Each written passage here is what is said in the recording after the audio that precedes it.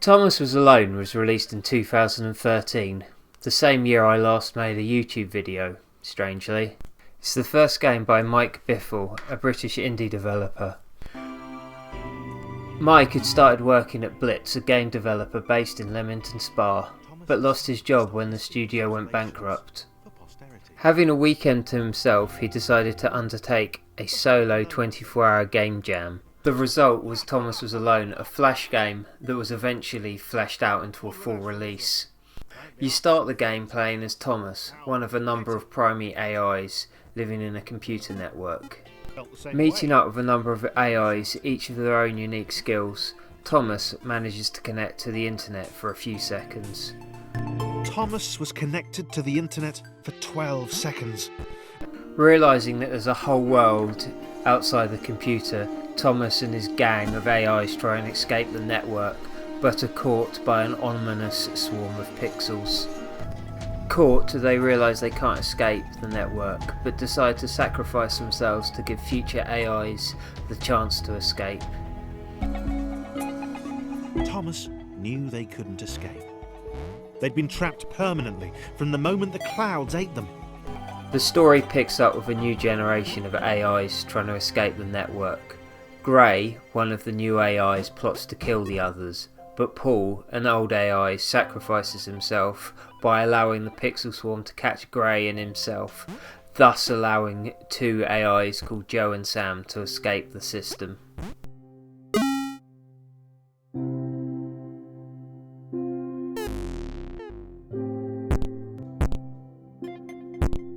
Joe and Sam ran. They had no idea where these final portals would lead, but it had to be better than this. There is no spoken character dialogue, but instead the plot is read by Danny Wallace, better known for being Dave Gorman's friend and co-author of the book Are You Dave Gorman? He also played Wheatley in Portal 2. They can't, Sticks, they can't. Wallace reads the script with charm and wit, putting on accents to give the characters life. The Quadrilaterals were apparently after some friends of theirs. How petty an adventure. The story is charming and occasionally deep, with references to chaos theory. Other times it references geek culture, although all those references feel a little bit dated now. Thomas was connected to the internet for 12 seconds, and he had seen everything. He'd seen the cat who couldn't spell, he'd heard of the arrow through the knee. He felt there was probably a thing called cake, but that it was a lie. Mike Biffle's writing and Danny Wallace's reading are the two ingredients that make this game work. All of the characters are represented by different sized rectangles, with only a jump animation to give them personality. Levels are just collections of blocks, but the use of light does give them a beautiful stark character. There is a use of light and Dutch angles to give the game a slightly creepy atmosphere, although I'm not completely sure that this was intentional. Thomas Was Alone is ostensibly a puzzle game. You have to manipulate a set of characters on each level to reach exit portals. It's a bit like Lost Vikings, although not really.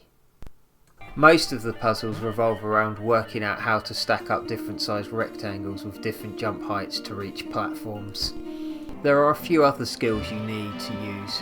One character can float, allowing you to cross water, and another character can be used as a bounce pad, for example. Late on in the game, you get a jetpack. None of the levels are particularly difficult. Near the end of the game, there are some tricky moves you need to make, but they feel more frustrating and difficult, and there's always a checkpoint nearby. Apart from David Wallace's vocals, the sound is sparse with only a jump sound and David Horsden's music, although the sound does enough to give the game atmosphere.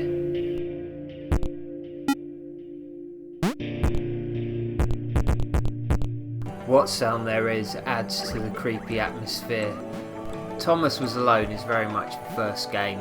The game isn't hard enough to create any head-scratching puzzle moments like other puzzle games such as Bubba Is You. Thomas Was Alone is more of a relaxing experience. It's best enjoyed when you focus on the music and story rather than the actual game. I don't really think I can recommend Thomas is Alone in 2021. It's not a bad experience, but the game is very simple and quick to complete.